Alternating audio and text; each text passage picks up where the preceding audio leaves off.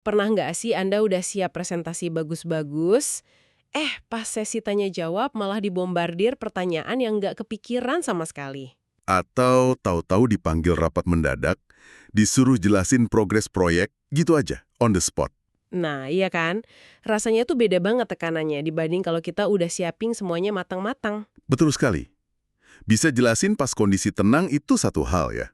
Tapi kalau situasinya cair, nggak terduga, terus kita harus mikir cepat sambil ngomong jelas, nah itu tantangan lain. Kayak ngerakit pesawat sambil udah terbang gitu ya. Bisa dibilang gitu. Nah, karena itulah hari ini kita mau ngebongkar satu sistem nih, khusus buat momen-momen genting kayak gitu. Oke? Sumber kita buku The Art of Explanation dari Ross Atkins. Kita fokus banget di bab 4 soal metode penjelasan dinamis 7 langkah. Menarik. Penjelasan dinamis? Iya, jadi misi kita di penelusuran kali ini upas tuntas 7 langkah itu. Mulai dari siapin info kilat, ngaturnya biar gampang diingat, latihan ngomongnya ngapalinnya gimana, sampai trik jawab pertanyaan. Supaya... Supaya Anda bisa tetap kedengeran jelas, meyakinkan, dan pede. Bahkan pas, yaitu tadi lampu sorot tiba-tiba nyala ke arah kita. Oke, ini kerangka kerja yang relevan banget sih. Zaman sekarang kan serba cepat, rapat dadakan, Q&A nggak terduga. Kemampuan ini kayaknya udah jadi, survival skill ya. Bisa jadi. Oke, kita bedah ya, langkah demi langkah. Mari. Kita mulai dari pondasinya dulu ya. Langkah 1 sampai 3 ini dijadiin satu fase. Persiapan informasi tapi versi dinamis. Versi dinamis, maksudnya? Mirip persiapan biasa, tapi ini versi ngebut. Dan penuh antisipasi. Intinya, kumpulin info relevan secepat mungkin. Padahal kita belum tahu persis nih bakal ditanya apa. Oke, gimana caranya tuh biar efektif dalam waktu mepet? Nah, itu dia pertanyaannya. Kuncinya, menurut Atkins ya, ada di proses penyaringan atau distilasi informasi. Tapi ini harus lebih agresif dibanding persiapan biasa. Lebih agresif. Ya, bayangin Anda disuruh naik panggung dadakan, 5 menit lagi. Nggak mungkin kan bawa semua binder riset? Nggak mungkin lah. Ada pasti cuma mikir, oke, apa sih inti paling penting yang orang harus tahu? Nah, prinsipnya sama. Fokus ke detail esensial, bahasa sederhana, tapi filternya lebih ketat lagi. Buang semua lemak info, sisain dagingnya aja. Dagingnya aja. Pikirkan, 3-5 hal paling krusial soal topik ini. Apa? Oke. Jadi bukan soal seberapa banyak info yang kita punya ya, tapi soal kualitasnya dan seberapa gampang nanti kita akses lagi gitu. Tepat. Kayak koki nyiapin mise en place. Semua bahan kunci udah dipotong, diukur, siap diracik kapan aja dibutuhkan. Analogi bagus tuh, jadi kita nyiapin bahan mental siap pakai ya. Bener banget. Nah, ini juga nuntut kita buat ngira-ngira. Antisipasi tema atau subjek apa yang mungkin bakal muncul. Contohnya? Misal tahu bakal ada Q&A soal laporan kuartalan. Ya antisipasi dong, area mana yang paling mungkin ditanya? Penjualan? Biaya? Proyeksi ke depan? Kumpulin data inti soal itu. Paham. Jadi persiapan cepat, fokus ke inti. Oke, setelah bahan intinya kekumpul, kita masuk langkah 4, mengorganisasi informasi. Ini juga versi dinamis. Nah, di sini nih bedanya kelihatan banget sama penjelasan yang terstruktur biasa. Gimana bedanya? Kita nggak cuma bikin urutan poin A, B, C gitu. Tapi kita kelompokkan informasi jadi bongkahan atau untayan, istilahnya Atkins, strands, yang gampang diingat dan fleksibel. Dan krisis Yunani atau analogi game memori Simon, itu bisa dijelasin lagi nggak soal chunking atau pembongkahan ini? Intinya apa sih, Sam? Intinya sih mecah informasi yang kompleks jadi unit-unit yang lebih kecil, yang lebih gampang dikelola sama otak kita, apalagi pas lagi tegang atau di bawah tekanan. Kenapa gitu? Karena kapasitas memori kerja kita itu terbatas kan? Jadi prosesnya gini, satu bongkahan atau untayan info itu idealnya isinya maksimal 5 elemen kunci aja. 5 elemen, contohnya? Misalnya satu poin utama, terus didukung 2 atau 3 fakta atau contoh konkret. Mungkin tambah sedikit konteks, udah cukup. Kenapa harus 5? Ada alasan khusus? Ya itu tadi, terkait keterbatasan kognitif. Kalau lebih dari itu biasanya jadi lebih susah diingat dan diakses dengan cepat pas dibutuhin. Oke. Jadi kayak main Lego ya. Kita siapin balok-balok Legonya dulu, itu bongkahan infonya. Yang masing-masing udah jelas bentuk dan fungsinya, terus pas ada pertanyaan kita tinggal pilih aja balok mana yang pas terus digabungin. Bukan lagi nyusun dari kepingan kecil-kecil. Persis. Analoginya pas banget. Dan yang penting juga, kelompokkan bongkahan-bongkahan yang topiknya nyambung. Oke. Contoh tadi, persiapan wawancara kerja. Bikin satu bongkahan pengalaman manajemen proyek. Isinya, poin utama misalnya, pengalaman pimpin proyek kompleks. Terus, fakta 1, kelola proyek X, budget sekian, selesai tepat waktu. Fakta 2, pimpin tim 10 orang lintas departemen. Fakta 3, atasi tantangan Z pakai solusi A. Terus sedikit konteks misalnya, proyek ini dapat penghargaan. Jadi satu paket gitu ya isinya? Jadi udah punya bongkahan info yang rapi nih. Tapi gimana caranya biar pas dibutuhin itu keluarnya lancar dari mulut, nggak cuma diam di kepala. Ini masuk langkah 5 ya, verbalisasi, ngomongin keras-keras. Nah, ini dia. Saya ingat cerita Atkins pas liputan pemilu Belanda itu. Dia udah siap catatan tapi baru ngerasa klik pas dia jalan-jalan di alun-alun sambil, yaitu ngomong sendiri. Kenapa sih verbalisasi ini penting banget? Bukannya cukup dibaca dalam hati aja? Nah, ini nih yang sering disepelein. Verbalisasi itu bukan sekedar latihan baca loh. Terus? Pas kita ngucapin informasi keras-keras, itu kayak ngebangun dan nguatin jalur saraf di otak kita. Jadi informasinya lebih nempel, lebih siap dipakai. Oh, jadi kayak ngelatih otot gitu ya? Mirip. Ini kayak ngelatih otot bicara sama otak buat kerja bareng secara otomatis. Jadi kefasihan kita ningkat drastis. Beda loh rasanya antara sekedar tahu informasinya sama bisa ngucapinnya dengan lancar pas lagi ditanya. Jadi kayak semacam muscle memory buat ngejelasin gitu ya. Terus gimana cara latihannya biar efektif? Ada beberapa cara praktis. Pertama, ya ucapkan aja tiap bongkahan info itu secara terpisah. Pakai suara jelas, dengerin diri sendiri ngomong. Terus dievaluasi gitu. Ya, kalimatnya enak nggak didengar? Ada kata yang susah diucapin nggak? Perbaiki di situ. Kedua, latih nyambungin beberapa bongkahan. Pakai yang disebut Atkins frasa penghubung atau bridging phrases. Frasa penghubung, contohnya kayak apa tuh? Dan dengan hal tadi, poin berikutnya adalah, atau nggak cuma itu, faktor lain yang relevan di sini adalah, Jadi kayak lemnya gitu ya, buat nyambungin balok-balok Lego tadi. betul, biar jadi satu struktur yang nyambung pas kita ngomong nanti. Saya juga ingat Atkins cerita dia sering lihat reporter lain, bahkan yang udah senior, suka komat kamit atau ngomong sendiri pelan-pelan gitu sebelum siaran. Iya kan? Atau dia bandingin reporter yang bawa catatan seabrek tapi ngomongnya kaku, sama yang catatannya dikit tapi jelasinnya lancar banget. Nah, itu dia buktinya. Pengamatan itu nguatin poin. Kalau verbalisasi itu proses aktif. Bikin informasi jadi bagian dari diri kita, siap diungkapin secara alami. Ini bukan ngapalin skrip kata per kata loh ya. Bukan ngapalin skrip. Bukan. Tapi ngebiasain diri kita buat mainin bongkahan-bongkahan info itu pakai mulut dan otak kita. Oke. Info udah dibongkar, udah dilatih diucapin. Tapi gimana mastiin kita bisa manggil bongkahan yang pas di saat genting? Ini masuk langkah 6, menghafal. Nah, ini kuncinya buat akses cepat pas lagi under pressure. Iya, analogi game Simon atau pengalaman Atkins soal krisis Yunani yang ruwet itu kan nunjukin pentingnya teknik memori. Tepat. Dan konsep chunking dari langkah 4 tadi, itu dasarnya banget di sini. Kita nggak ngapalin rentetan fakta panjang, Tapi, kita ngapalinnya perbongkahan. Latihannya bisa bertahap. gimana tahapannya? Pertama, hafalin elemen-elemen di dalam satu bongkahan dulu.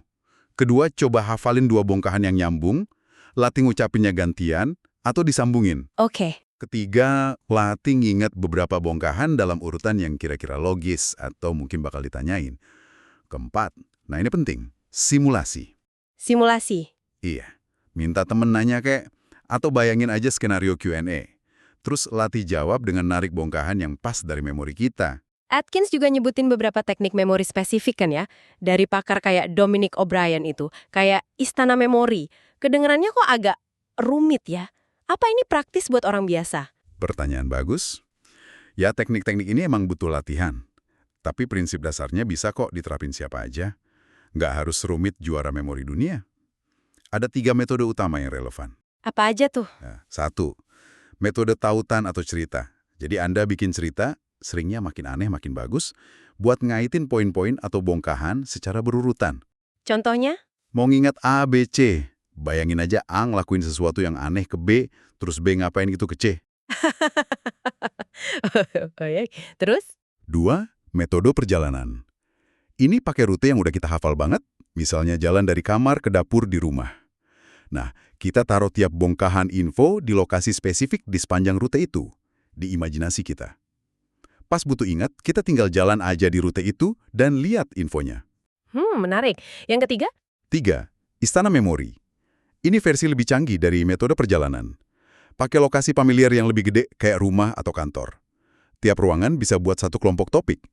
Terus benda-benda di dalam ruangan itu buat bongkahan spesifiknya. Wah, kedengarannya kayak butuh usaha ekstra ya buat bikin istana ini. Apa sih untungnya dibanding ngapalin biasa aja? Untung terbesarnya itu bukan cuma soal nginget lebih banyak, tapi soal cara kita ngakses informasinya. Maksudnya? Teknik ini memungkinkan akses yang non-linear, nggak harus urut. Gimana tuh? Jadi, kalau tiba-tiba ada pertanyaan loncat ke topik C, Anda bisa langsung pergi ke lokasi C di istana memori Anda. Ambil bongkahan info yang pas. Nggak perlu ngulang dari AB dulu. Oh, Nah, ini krusial banget dalam situasi dinamis, di mana kita nggak bisa ngontrol alur pertanyaannya. Jadi ini kayak ngubah gudang info kita dari tumpukan file acak jadi perpustakaan yang rapi. wow, oke. Jadi ini bukan trik sulap ya, tapi cara bangun database mental yang terstruktur dan fleksibel diaksesnya. Oke, kita udah siapin info, udah diorganisir, dilatih ngomongnya, udah diapalin juga. Sekarang momen puncaknya nih, langkah 7, ngadepin pertanyaan. The moment of truth. Iya, disinilah semua persiapan diuji. Gimana caranya terapin semua ini pas rentetan pertanyaan datang? Misalnya di akhir presentasi atau pas rapat penting tadi. Oke, ini bagian kritis. Ada beberapa taktik kunci. Yang pertama, dan ini suka lupa nih kalau udah panik, prediksi pertanyaan. Prediksi. Iya. Sebelum masuk situasi itu, kalau bisa ya, bahkan beberapa menit sebelumnya ada cukup. Coba antisipasi. Pertanyaan apa sih yang paling mungkin muncul? Apa pertanyaan paling susah atau ngejebak yang bisa ditanyain? Ada nggak pertanyaan yang sebenarnya kita pengen hindari? Terus, siapa yang bakal nanya? Apa kira-kira kepentingan mereka? Prediksi ini penting sih.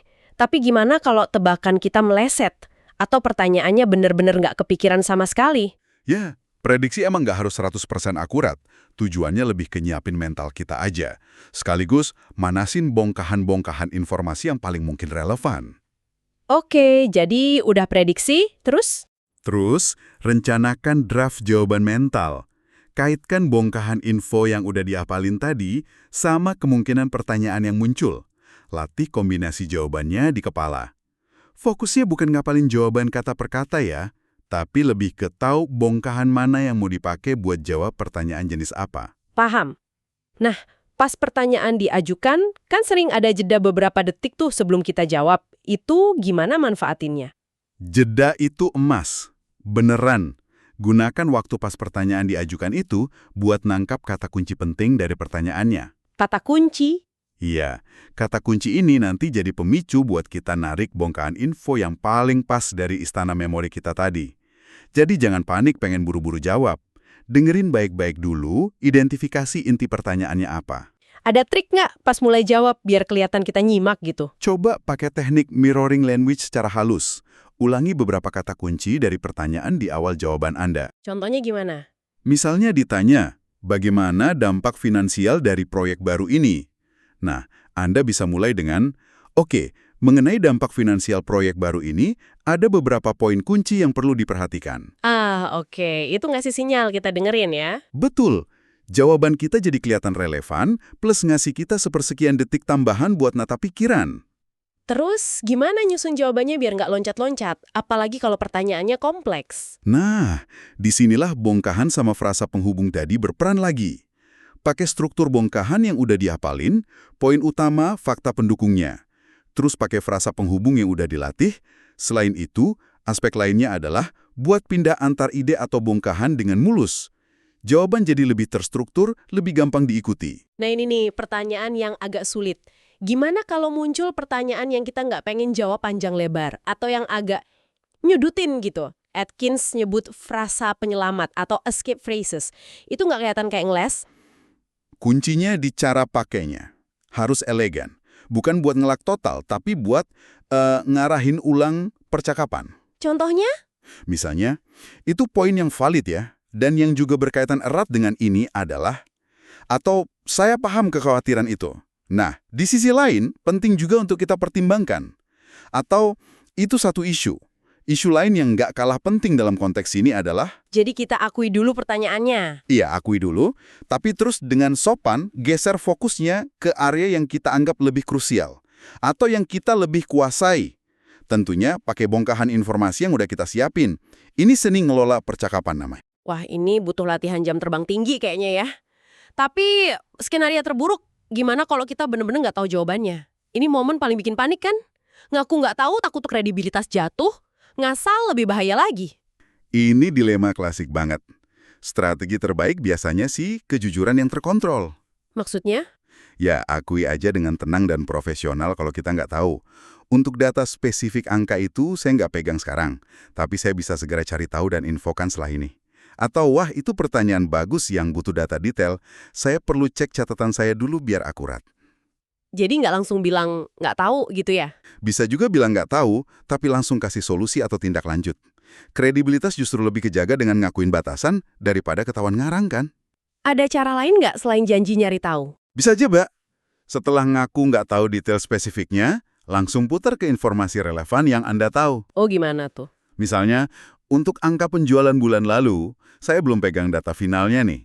Tapi yang bisa saya bagikan adalah tren pertumbuhan kita selama 6 bulan terakhir ini menunjukkan, nah ini nunjukin Anda tetap kompeten di area itu, meskipun nggak hafal tiap angka. Atkins emang nyebutin sih soal kemungkinan meregangkan sedikit informasi atau stretching kalau kepepet banget, tapi dia wanti-wanti, ini risikonya gede banget dan sebisa mungkin dihindari. Karena tipis banget bedanya sama bohong. Jadi intinya? Intinya, gimana jaga kredibilitas pas nggak tahu? Seringnya sih, jujur, tambah tawaran tindak lanjut, atau alihin ke info relevan yang kita kuasai. Itu cara paling aman. Jadi kalau kita rangkum ya, 7 langkah penjelasan dinamis dari Ross Atkins ini bener-bener satu sistem yang komprehensif ya. Banget! Mulai dari siapin info yang cepat dan kesaring, ngaturnya jadi bongkahan siap pakai, latihan ngomong biar lancar, pakai teknik memori biar aksesnya cepat, sampai strategi taktis pas ngadepin pertanyaan. Semuanya dirancang buat situasi yang nggak bisa ditebak itu. Iya. Dan kalau kita tarik ke gambaran besarnya nih ya, ngusain kemampuan ini tuh bukan cuma soal teknik presentasi atau jawab pertanyaan aja loh. Lebih dari itu. Jauh. Ini soal ngebangun fondasi kredibilitas kita dan rasa percaya diri kita dalam tiap interaksi. Di dunia yang serba cepat ini, kemampuan mikir jernih, terus nyampein ide dengan efektif pas lagi di bawah tekanan, itu aset yang, wah, berharga banget. Jadi intinya biar suara dan ide kita tetap kedengeran ya. Dan dipahami, nggak peduli sepanggung dadakan apapun itu munculnya. Oke, sebagai penutup nih ya, mungkin ada satu pemikiran kecil buat Anda coba renungkan. Silakan. Coba deh pikirin satu aja situasi tak terduga yang paling sering bikin Anda ngerasa, aduh, mesti ngomong apa ya? Atau kok tadi penjelasan gue berantakan banget ya? Mungkin pas ditanya atasan di lift, atau pas harus jelasin ide ke klien dadakan gitu. Nah, dari 7 langkah yang kita bahas tadi, coba pilih satu langkah aja yang menurut Anda paling bisa bantu. Satu aja dulu ya. Iya, satu aja. Mungkin nyoba cangking satu topik penting, atau latihan verbalisasi satu bongkahan info aja, atau sekedar nyoba prediksi pertanyaan sebelum rapat berikutnya. Coba deh terapin satu langkah kecil itu minggu ini. Terus lihat, ada bedanya nggak dirasa kesiapan Anda?